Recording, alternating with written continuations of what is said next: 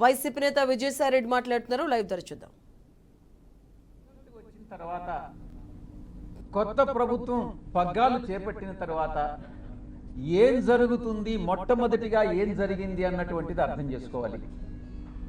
రాష్ట్ర వ్యాప్తంగా ఇచ్చాపురం నుంచి అలా కుప్పం వరకు కూడా 175 స్థానాల్లో 11 స్థానాలు మేము సంపాదించుకున్నప్పటికీ, ఓటమి పాలైనప్పటికీ ప్రజల తీర్పుకి కట్టుబడి మేము అధికారాన్ని దిగిపోయాం.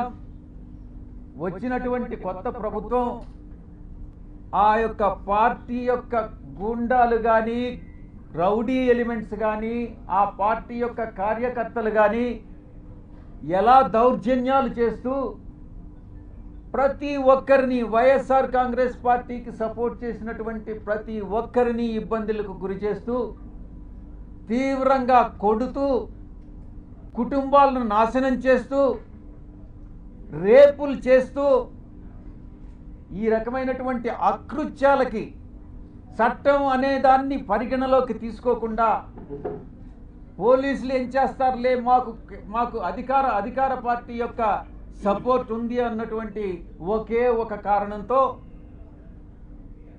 ఆ అకృత్యాలకన్నిటికీ పాల్పడడం జరిగింది. కొన్ని కుటుంబాలు కాసేపు నిశ్శబ్దంగా ఉండండి, ఎవరైతే ఇష్టం లేదో ప్రెస్ కాన్ఫరెన్స్లో వాళ్ళు వెళ్ళిపోవచ్చు.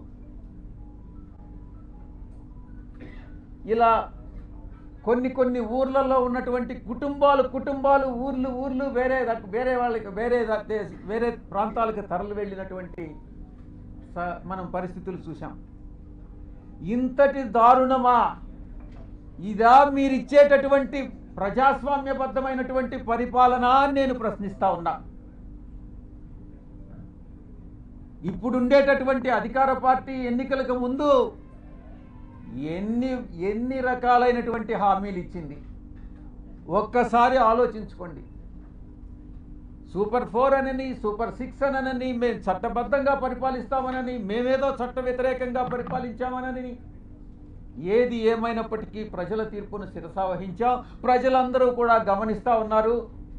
తప్పకుండా ఈరోజు ఈ యొక్క పరిపాలన, ఈ ఒక్క నెల రోజుల్లోనే ఈ యొక్క ప్రభుత్వం చేస్తున్నటువంటి రాక్షస పాలన ప్రజలందరూ కూడా గమనిస్తూ ఉన్నారు. తప్పకుండా ఇది పతనానికి, ఈ యొక్క ప్రభుత్వ పతనానికి నాంది పలుకుతా ఉన్నారు. వాళ్ళే నాంది పలుకుతున్నారు అన్నటువంటి విషయంలో సందేహమే లేదు. ఇక రెండవ అంశం,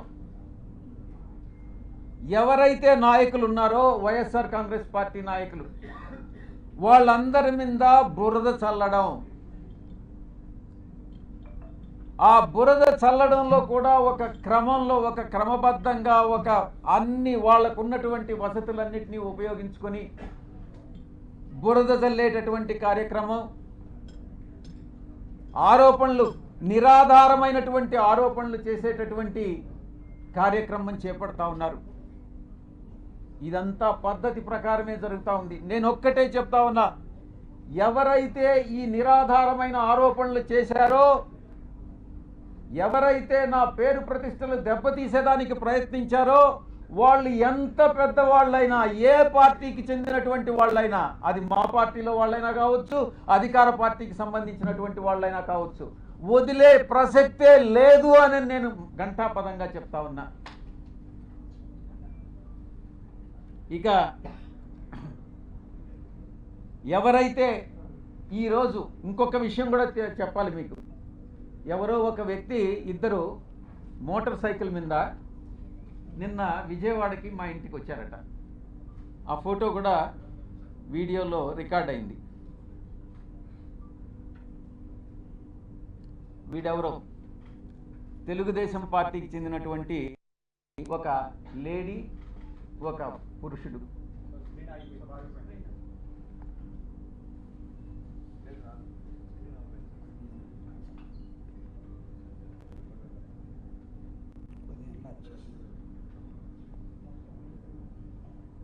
వీళ్ళు, నేను ఒక్కటే చెప్తా ఉన్నా, వీడెవడో నాకు తెలీదు. వాడు ధైర్యంగా వచ్చి విజయసాయిరెడ్డి వాడు ఉండాడా ఇక్కడ, పారిపోయాడా అని అన్నాడట. ఎక్కడికి పారిపోయాడు అని అన్నాడంట. వాడెవడో నాకు తెలియదు. వీడు డెఫినెట్గా తెలుగుదేశం గుండా అయి ఉంటాడు. ఆ గుండా వెనుక ఒక అమ్మాయిని కూడా తీసుకొచ్చాడు. నేను ఒకటే చెప్తా ఉన్నా, ఎవరైనా కూడా, నేను ఈరోజు ఇక్కడ వచ్చాను, నాకేం సెక్యూరిటీ లేదే, ఏ ఒక్క పోలీసు నా దగ్గరికి రాలేదే, నాకు పర్సనల్ సెక్యూరిటీ కూడా లేదే, నేను ధైర్యంగా వచ్చా. వీడెవడో టైం చెప్పి నువ్వు ఫలాని దగ్గరికి రా అని చెప్తే ధైర్యంగా నేను ఒక్కడనే వెళ్తా. ఈ రకంగా ఏదో వచ్చి నేను భయపెట్టేస్తాను, నేను కొట్టేస్తాను, చంపేస్తాను అని ఈ రకంగా భయపెడితే తాటాకు చప్పుళ్ళకు భయపడేటటువంటి వాడిని కాదు అని నేను చెప్తా ఉన్నాను. పత్రికాముఖంగా చెప్తా ఉన్నాను, వీడికే చెప్తా ఉన్నా. నువ్వు టైం చెప్పరా, నేను వస్తా, లేదా నువ్వు మా ఇంటికి వచ్చి వాడు విజయసాయిరెడ్డి గారు ఎక్కడ అన్నావు కదా, నువ్వే చెప్పు, మీ ఇంటి అడ్రస్ చెప్పు, నేను వస్తా, చూసుకుందామని అన్నటువంటి విషయాన్ని నేను చెప్తా ఉన్నాను. నేను దీన్ని బట్టి ఒకటే అర్థం చేసుకోవాలి, ఏ ప్రభుత్వం అధికారంలో ఉన్నా, ఏ కూటమి అధికారంలో ఉన్నా, మేము ప్రతిపక్షంలో ఉన్నా, భయపడే ప్రసక్తి లేదు. మళ్ళీ తిరిగి వైఎస్ఆర్ కాంగ్రెస్ పార్టీ 5 సంవత్సరాల కాలంలో మళ్ళీ అధికారంలోకి వస్తుంది. మధ్యంతర ఎన్నికలు కానీ వస్తే మళ్ళీ కూడా అధికారంలోకి వస్తుంది. ఎవరైతే తోక ఆడిస్తున్నారో ఆ తోక ఆడిచ్చే వాళ్ళందరినీ తిరిగి కత్తిరిస్తామని నేను పత్రికాముఖంగా చెప్తా ఉన్నా. ఇక బాబాసాహెబ్ అంబేద్కర్ గారు రాజ్యాంగాన్ని రూపొందించినప్పుడు రాజ్యాంగ రూపకర్త 4 స్తంభాల్ని నిర్మించారు. 1 పార్లమెంటు, 2 బ్యూరోక్రసీ, జ్యుడిషియరీ, ఆ తర్వాత మీరు 4th పిల్లర్ ప్రెస్. ఏంటి ఉద్దేశం, ఏంటి రాజ్యాంగంలో ఉన్నటువంటి ఉద్దేశం ఏంటి? తరతరాలుగా ఈ యొక్క అణగారినటువంటి వర్గాలు, తరతరాలుగా వెనుకబడినటువంటి వర్గాలు, అది మనునీతి ధర్మం ప్రకారం కుల వృత్తుల వల్ల కావచ్చు, మరి ఏ ఇతర రీత్యా కావచ్చు, ఈ యొక్క అణగారినటువంటి వర్గాలన్నింటినీ కూడా పైకి తీసుకురావాలన్నటువంటి ఉద్దేశంతో రాజ్యాంగంలో ఈ యొక్క 4 స్తంభాలని నిర్మించి చట్టానికి లోబడి మీరు పని చేయండి అని చెప్పినటువంటి మహానుభావుడు బాబాసాహెబ్ అంబేద్కర్ గారు. అందుకే ఈ ఇన్స్టిట్యూషన్స్ అన్నీ కూడా మీకు మీ బాధ్యతలను గుర్తు చేస్తా ఉన్నా. మీడియాకి అంతరాలు లేనటువంటి సమాజమే మన ధ్యేయంగా ఉండాలి అన్నటువంటి చెప్పినటువంటి వ్యక్తి గొప్ప వ్యక్తి బాబాసాహెబ్ అంబేద్కర్ గారు. ఇక అణగదొక్కబడినటువంటి కులాలని ఒక షెడ్యూల్డ్ కులాలుగా పెట్టి, ఒక షెడ్యూల్లో పెట్టి వాళ్ళకి రిజర్వేషన్స్ పాటించమనని, ఆ బాధ్యతను గుర్తు చేయడానికే ఈ బ్యూరోక్రసీ, జ్యుడిషియరీ, ఈ యొక్క పార్లమెంట్ అన్నటువంటి దాన్ని ఆయన రూపొందించడం జరిగింది. దాంట్లో మీ పాత్ర కూడా ఉంది. ఈ రిజర్వేషన్స్ని పాటించేటట్టు ఈ యొక్క ఇన్స్టిట్యూషన్స్ అన్నీ చేయాల్సినటువంటి బాధ్యత మీ మీద కూడా ఉంది. ఈ సందర్భంగా మీరు ఎలా గత 3 రోజులుగా మీరు ఏం ట్రోల్ చేశారు, మీరు ఏం టెలికాస్ట్ చేశారు అన్నటువంటి విషయం నేను వేరే చెప్పనక్కర్లేదు. ఎవరికి మీరు ద్రోహం చేసింది? ఒక ఆదివాసీ మహిళకి, ఒక ఆదివాసీ అధికారినికి ఒక్కసారి ఏదో లేనిది ఉన్నట్టుగా చిత్రీకరించి అవాస్తవాలని, ఆధారాలు లేనటువంటి వాటిని టెలికాస్ట్ చేసి ఘోరమైనటువంటి తప్పిదం చేసినటువంటి ఛానల్స్ మొట్టమొదటిది మహాన్యూస్. నన్ను డిస్టర్బ్ చేయొద్దు.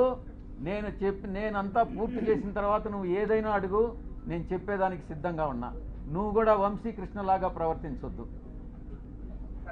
మహాన్యూస్ 2 ఏబిఎన్ 3, TV5 నీకు ఇబ్బందిగా ఉండొచ్చు, కానీ ఇవన్నీ కూడా వాస్తవాలు. ఒక న్యూస్ని టెలికాస్ట్ చేసే ముందు దాని ఆధారాలు ఏంటి, ఎవరి మీద అయితే ఆరోపణలు చేస్తున్నామో ఆ ఆరోపణలు వాళ్ళతో చెకప్ చేసుకొని వాళ్ళ అభిప్రాయాలు తీసుకోవడం జర్నలిస్ట్ సాంప్రదాయాలకి శ్రీకారం చుట్టడం. అది కూడా పూర్తిగా మర్చిపోయి మీ పాటికి మీరు ఆధారాలు లేకుండా టెలికాస్ట్ చేయడం అన్నటువంటిది ఘోరమైనటువంటి తప్పిదం. తప్పకుండా మీరు ఎలా క్షమాపణలు మీ చేత చెప్పించాలో నాకు తెలుసు, నేను చేయిస్తాను కూడా. సమాజం ఒక బాధ్యత, నా గురించి మీ అందరికీ కూడా తెలుసు. నన్ను నేను చెప్పుకోవడం కాదు, చాలామంది మా పార్టీలో ఉండే వాళ్ళు కూడా నా పైన ఆరోపణలు చేశారు, తెలుగుదేశం వాళ్ళతో కుమ్మక్కై. నేను అవన్నీ బాధపడలేదు, నేను అవన్నీ కూడా లెక్క చేయట్లేదు. ఇదంతా కూడా ఈ కుట్రలన్నిటికీ కూడా అందరూ చాలామంది కలిసి కుట్ర చేసి, కానీ నా వ్యక్తిత్వం ఏందనేటటువంటిది నాకు తెలుసు. చాలా కింద స్థాయి నుంచి ఒక 8 ఎకరాలు ఉన్నటువంటి ఆ భూస్వామిగా మా తండ్రి గారికి 2 కొడుకులు. మా అన్న ఇంజనీర్ చదివాడు, నేను చార్టెడ్ అకౌంటెన్సీ కోర్స్ చదివా. ఆ 8 ఎకరాల పొలంలో ఉండేటటువంటి ఫలసాయంతో కింద అట్టడుగు నుంచి పైకి వచ్చినటువంటి వాళ్ళం. కష్టాలంటే ఏందో తెలుసు. వ్యవసాయ కుటుంబం మేము. ఏ రాధాకృష్ణ లాగనో, ఏ బిఆర్ నాయుడు లాగనో, లేకుండా ఉంటే ఏ వంశీకృష్ణ లాగనో. వంశీకృష్ణ కథ నాకు తెలుసు, ఆయన చరిత్ర ఏందనేది. వీళ్ళందరి చరిత్ర కూడా నాకు తెలుసు. వాళ్ళలాగా సిల్వర్ స్పూన్తోనో లేకుండా ఉంటే ఆ బ్లాక్మెయిల్ చేసి డబ్బులు సంపాదించేటటువంటి మనిషి కాదు సాయిరెడ్డి అనేటటువంటి వ్యక్తి. ఆ దేవదేవులైనటువంటి ఆ వెంకటేశ్వర స్వామి సాక్షిగా చెప్తా ఉన్నా, సాయిరెడ్డి తప్పు చెయ్యడు అంటే తప్పు చెయ్యడు. తప్పు చేస్తే ఆ దేవదేవులైనటువంటి ఆ వెంకటేశ్వర స్వామి శిక్షిస్తాడు. రాధాకృష్ణ కాదు, బిఆర్ నాయుడు కాదు, వీడు వంశీకృష్ణ కాదు. నేను ఒక్కటే చెప్తా ఉన్నా,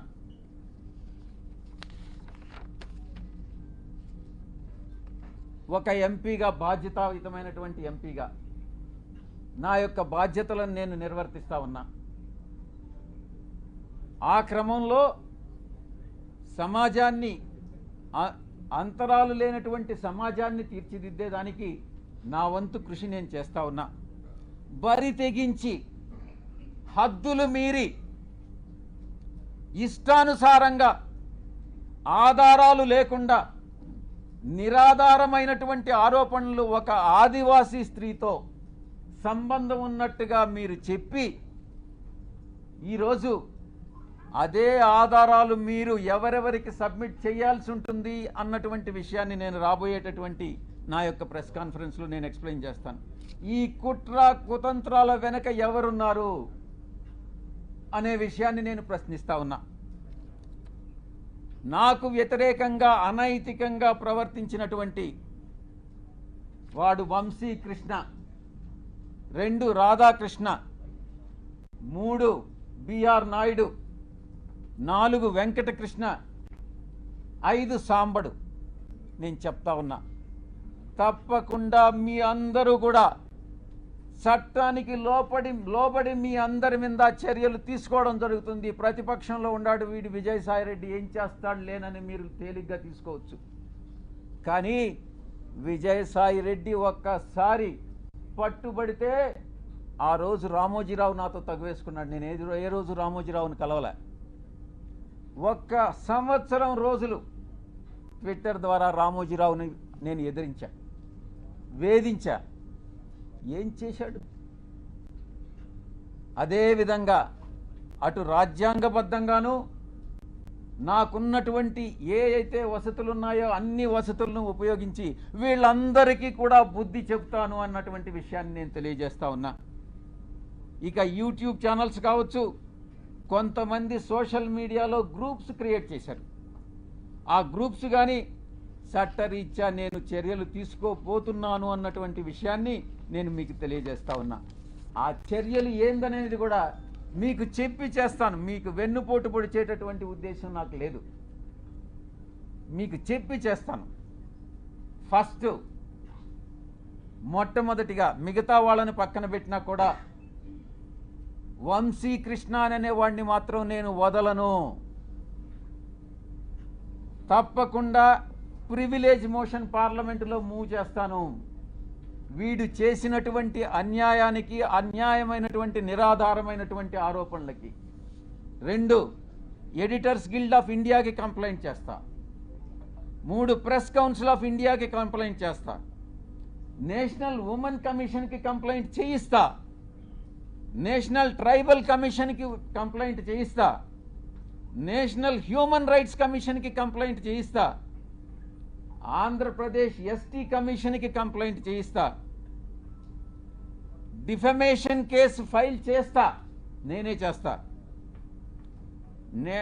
యూనియన్ ట్రైబల్ మినిస్టర్ని కలిసి వీడు చేసేటటువంటి అన్యాయాలు, వీడు చేసేటటువంటి అకృత్యాలు, వీడు చేసేటటువంటి బ్లాక్మెయిల్స్, వీడు చేసేటటువంటి ఇండస్ట్రియలిస్ట్ అందరినీ కూడా పిలిచి వాళ్ళని బెదిరించి, నీ ఇండస్ట్రీలో ఇవన్నీ తప్పులు చేశావు, నువ్వు ఇంత నాకు బ్లాక్మెయిల్ అమౌంట్ కట్టు అని బెదిరింపులను కూడా నేను కేంద్ర మంత్రికి నేను విన్నవిస్తా. ఇక నేనే టేకప్ చేస్తా నా మిత్రుల సహాయంతో. ఉమెన్ ఆర్గనైజేషన్స్ ఏవైతే ఉన్నాయో ఆ women organisations, SC ST organisations అందరినీ కూడా సమైక్యంగా ఏకీకృతం చేసి వీడి మీద చర్యలు తీసుకునేటటువంటి ఏర్పాట్లన్నీ కూడా చేస్తాం. ఇక కాన్స్టిట్యూషనల్ బాడీస్ ఏదైతే ఉన్నాయో న్యాయం కోసం ఇతన్ని శిక్షించేదానికి ఏదైతే చేయాలనో ఆ ప్రతి ఒక్కటి చేస్తానని నేను మీ అందరికీ కూడా తెలియజేస్తా ఉన్నా. ఒక ఆడబిడ్డని, ఒక ఆదివాసీ బిడ్డని బజారుకి ఇచ్చి నా వ్యక్తిత్వం మీద, నా ఎదుగుదల మీద, ఒక పేదలకి సేవ చేయాలి, ప్రజాసేవ చేయాలి అన్నటువంటి ఆలోచన కలిగినటువంటి నా మీద కుట్రవన్నీ ఈ యొక్క వ్యక్తి, ఈ వంశీకృష్ణ అనేటటువంటి వ్యక్తిని ఎటువంటి పరిస్థితుల్లో వదిలేదే లేదు అని నేను ఖరాఖండిగా చెప్తా ఉన్నా. వీటన్నిటికీ మించి ఒక ప్రైవేట్ మెంబర్ బిల్ పార్లమెంటులో సోషల్ మీడియాని, ఇటు ఈ యొక్క వెధవలు ఎవరైతే ఉన్నారో జర్నలిస్టులుగా వీళ్ళని శిక్షించేటటువంటి బిల్లుని ఒకటి ప్రవేశపెట్టాలన్నటువంటి ఆకాంక్ష కూడా నాకు ఉంది అని నేను తెలియజేసుకుంటా ఉన్నా. ఇక అమానవీయ రీతిలో, మానవత్వం లేనటువంటి రీతిలో, ఇన్హ్యూమన్గా, అసహ్యకరమైనటువంటి రీతిలో, జుగుప్సాకరంగా మహా ఛానల్లో ఇష్టారీతిన మాట్లాడితే ఇక్కడ ఎవరు గమ్ముకుంటారు? నీకేమైనా ఒడుగున కొమ్ములు వచ్చాయా?